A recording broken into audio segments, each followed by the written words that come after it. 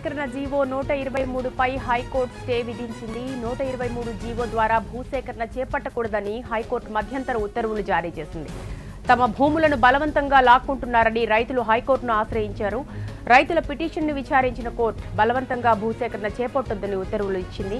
2013లో కేంద్ర ప్రభుత్వం తీసుకొచ్చిన భూసేకరణ చట్టం ద్వారా భూములు సేకరిస్తే తమకెలాంటి అభ్యంతరమూ లేదని పేర్కొంది. అయితే భూములు ఇచ్చేందుకు రైతులు స్వచ్ఛందంగా ముందుకొస్తున్నారని అడ్వకేట్ జనరల్ వివరణ ఇచ్చారు. ఈ వివరణతో ఏకీభవించని హైకోర్టు భూసేకరణ జీవో 123పై స్టే విధించింది.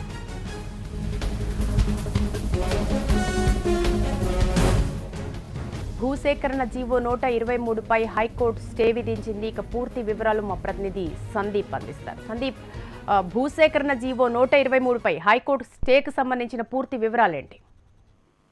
జీవో 123 ద్వారా ఎలాంటి భూసేకరణ కూడా చేపట్టవద్దని హైకోర్టు మధ్యంతర ఉత్తర్వులు వెల్లడించింది. గతంలోనే దీనిపైన సింగిల్ జడ్జి 123 జీవోపై స్టే విధిస్తూ ఉత్తర్వు ఇచ్చారు. ఈ స్టేను సవాల్ చేస్తూ ప్రభుత్వం డివిజన్ బెంచ్ లో సవాల్ చేసింది. దీంతో పలుమార్లు విచారణ కొనసాగింది. అయితే జీవో నెంబర్ 123 ద్వారా భూసేకరణ చేసిన సందర్భంలో రైతు కూలీలకు అలాగే కౌలుదారులకు చిరు వ్యాపారులకు ఎలాంటి న్యాయం చేస్తున్నారనగా దానికి సంబంధించి కూడా ఒక అనుబంధ అఫిడవిట్ ను హైకోర్టుకు తెలంగాణ ప్రభుత్వం సమర్పించింది. అయినప్పటికీ కూడా ప్రభుత్వము హైకోర్టు తెలంగాణ ప్రభుత్వ వాదనలతో ఏకీభవించలేదు. కేవలము జీవో 123 ద్వారా అనేక మంది రైతులు భూములు ఇచ్చేందుకు స్వచ్ఛందంగా ముందుకు వస్తున్నారని కూడా ఏజీ కోర్టుకు ఇవాళ తీర్పు సందర్భంగా కూడా విన్నవించారు. అయినా సరే న్యాయస్థానము ఏజీ వాదనలు కొట్టిపారేసింది. మొత్తానికి బలవంతంగా భూములు లాక్కుంటున్నారు.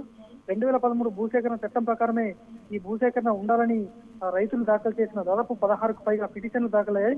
వీటన్నిటిపైన సుదీర్ఘంగా విచారణ కూడా కొనసాగుతూ ఇవాళ మధ్యంతర ఉత్తర్వులు వెల్లడించింది. మొత్తానికి జీవో 123 ద్వారా ఎలాంటి భూసేకరణ కూడా చేపట్టడానికి వీలేదంటూ స్పష్టం చేసింది. 2013 కంటే మెరుగైన పరిహారం అందిస్తున్నామని ప్రభుత్వం చెప్పినప్పటికీ కూడా హైకోర్టు ఆ వాదనలు తోసిపుచ్చుతూ ఈ జీవో ప్రకారం ఎలాంటి సేకరణ కూడా భూసేకరణ చేయొద్దని స్పష్టమైన ఆదేశాలు వెల్లడించింది. శిరీష, అయితే సందీప్, ప్రభుత్వ తరపు అడ్వకేట్ ఎటువంటి వాదనలు వినిపించారు ఈ జీవోకు సంబంధించి?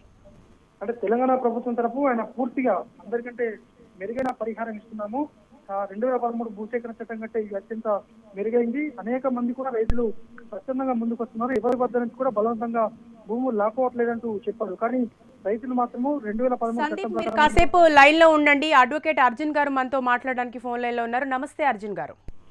నమస్తే అండి. ఈ రోజు కోర్టు ఇచ్చిన స్టేకి సంబంధించి ఆర్డర్స్ ఎలా ఉన్నాయి అర్జున్ గారు? అంటే ఇది భూ నిర్వాసితులకు, ముఖ్యంగా భూమి లేని పేదలు, వీళ్ళందరికీ పక్షాన వాళ్ళ హక్కులను అప్హోల్డ్ చేస్తూ హైకోర్టు తీర్పు ఇచ్చింది. ఇది ఒక రకంగా అడ్డగోలు భూసేకరణకు అడ్డుకట్ట వేయడమే. ఓకే, సో గవర్నమెంట్ తరపు నుంచి నెక్స్ట్ స్టెప్ ఎలా ఉండే అవకాశం ఉంటుంది అర్జున్ గారు? అది మేము చెప్పలేమండి. మేము నిర్వాసితుల తరఫున వాదనలు వినిపించాం. కానీ ప్రభుత్వానికి ఈ ఆర్డర్ నచ్చకపోతే వాళ్లకు అప్పీల్ చేసుకునే అధికారం అది ఎట్లాగూ ఉంటుంది, అది వేరే అంశము. కానీ ఓవరాల్ గా బెంచ్ ఇరుపక్షాల వాదనలు విన్నాక ప్రభుత్వము అక్కడ చెప్పింది ఏంటంటే, అసలు లైన్లు కట్టుకొని క్యూలో పడి వచ్చి మాకు భూములు అమ్ముతున్నారు యజమానులు అన్నారు. అది వాస్తవంగా జరుగుతున్న దానికి పూర్తి భిన్నమైన వాదనలు వినిపించింది. కానీ కోర్టు వాటిని పరిగణలోకి తీసుకోకుండా ఇది చట్ట విరుద్ధం అన్న విషయాన్ని తేల్చి చెప్పింది 123 GO. Right, thank you Arjun గారు. అలాగే రచన అడ్వకేట్ గారు మనతో మాట్లాడడానికి ఫోన్ లైన్ లో ఉన్నారు. నమస్తే రచన గారు. నమస్తే అండి. కోర్ట్ స్టే ఆర్డర్స్ కి సంబంధించిన డీటెయిల్స్ అండి ఎలా ఉన్నాయండి ఆర్డర్స్? ఇవాళ honourable high court interim orders pass చేసిందండి. జిఎంఎస్ 123ని ఇప్పుడు స్టే చేసింది. ఆర్టికల్ 298 కింద రాష్ట్ర ప్రభుత్వంకి చిన్న చిన్న కొనుగోళ్లు చేసే అర్హత ఉన్నా గానీ 298B కింద ఇటువంటి ఇంత పెద్ద పెద్ద భూసేకరణ, where it's not just a sale deed, it is complete land acquisition of close to 3 to 4 lakh acres of land. ఇటువంటి భూసేకరణలో చిన్న చిన్న రైతు కూలీల వాళ్ళు, చేతి వృత్తుల వాళ్ళు మోసపోతారు. వాళ్లకు ఏ రకమైన ప్రొటెక్షన్ లేదు. కాబట్టి జిఎంఎస్ 123లో యాక్ట్ ఆఫ్ 2013 కింద ఆ ప్రొటెక్షన్స్ అన్ని వాళ్ళు కోల్పోతున్నారు. కాబట్టి ఇవాళ నుంచి జిఎంఎస్ 123ని స్టే చేసిందండి. థ్యాంక్ యూ రచన గారు. థ్యాంక్ యూ అండి. Thank you.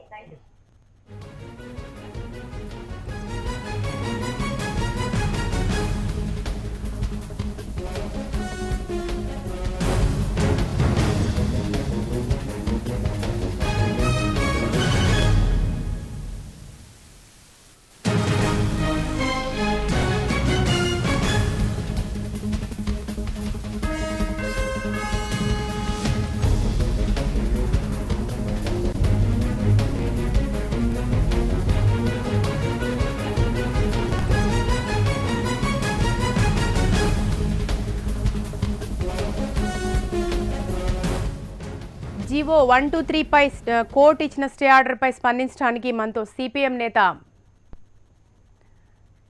వెంకట్ గారు ఫోన్ లైన్లో సిద్ధంగా ఉన్నారు. నమస్తే వెంకట్ గారు. వెంకట్ గారు, ఇవాళ కోర్టు ఇచ్చిన స్టే ఆర్డర్ని మీరు ఎలా చూస్తారు? ఇది తెలంగాణ ప్రభుత్వానికి ఎదురుదెబ్బగా భావిస్తున్నారు?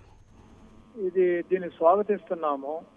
హైకోర్టులో ఈ తీర్పు ఎప్పుడో రావాల్సింది, కానీ ఆలస్యంగానైనా హైకోర్టు సానుకూలంగా చట్టబద్ధమైనటువంటి తీర్పు ఇచ్చింది. ఇది ప్రభుత్వానికి ఎదురు దెబ్బ అనే దానికన్నా రాజ్యాంగ విరుద్ధంగా పోతున్నటువంటి ప్రభుత్వాన్ని హైకోర్టు హెచ్చరిక చేసింది. ఈ రోజు మేము మొదటి నుంచి చెప్తున్నాం, 123 జీవో అనేటటువంటిది ఇది రాజ్యాంగ విరుద్ధమైంది, చట్ట విరుద్ధమైనటువంటిది. ప్రజాస్వామ్య పద్ధతిలో ఉన్న ఏ ప్రభుత్వం కూడా చేయటానికి లేదని మా పార్టీ మొదటి నుంచి చెప్పింది. అలాగే ప్రభుత్వాన్ని దీన్ని మార్చుకోండి అనే పద్ధతిలో మేము సూచనలు కూడా చేసాం. ఇవాళ ప్రభుత్వం 123 జీవోని తీసుకొని రావటం అంటే తెలంగాణలో ఉన్న రైతుల్ని, వ్యవసాయ కార్మికుల్ని, వృత్తిదారుల్ని ఉరి తీసేటటువంటి జీవోని మేము మొదటి నుంచి పేర్కొనటం జరిగింది. అయినా ప్రభుత్వం పెడితేమని పెట్టింది. ఇక్కడ ప్రాజెక్టులకు మేము వ్యతిరేకం కాదు, అభివృద్ధి కార్యక్రమాలకు మేము వ్యతిరేకం కాదు, కానీ ఆ పేరుతో అడ్డగోలుగా ప్రభుత్వం వ్యవహరించడాన్ని మాత్రం హైకోర్టు చట్టబద్ధమైనటువంటి తీర్పు ఇచ్చిందని మేము భావిస్తున్నామమ్మా. ఓకే, అయితే నిర్వాసితులకు న్యాయం జరుగుతుందంటారా వెంకట్ గారు? ఖచ్చితంగా. ఇప్పుడు హైకోర్టు చెప్పింది ఏమిటనంటే 123 జీవో కింద ఈ రోజు నుంచి భూములు తీసుకోవటానికి వీల్లేదు. ఇప్పుడు దాకా తీసుకున్నటువంటి భూములని ఎలా పరిగణించాలి మేము మధ్యంతర ఉత్తర్వు ఇస్తున్నాం కాబట్టి ఫైనల్ దాంట్లో మా ఆశ ఏమిటనంటే ఇప్పుడు దాకా తీసుకున్నటువంటి భూములకు కూడా మార్కెట్ రేటు ప్రకారం రైతులకు నష్టపరిహారం చెల్లించాలి. అలాగనే వ్యవసాయ కార్మికులకు, వృత్తిదారులకి ఉపాధి అంటే 2013 చట్టం షెడ్యూల్ 3లో ఏమైతే పేర్కొన్నారో ఆ అన్నిటికి కూడా ఇప్పుడు తీసుకున్న భూములకు అన్నిటికీ వర్తించేటట్టుగా ఖచ్చితంగా ఫైనల్ జడ్జిమెంట్ లో హైకోర్టు తీర్పు ఇస్తుందని మేము ఆశాభావంతో ఉన్నామండి. థ్యాంక్ యూ వెంకట్ గారు.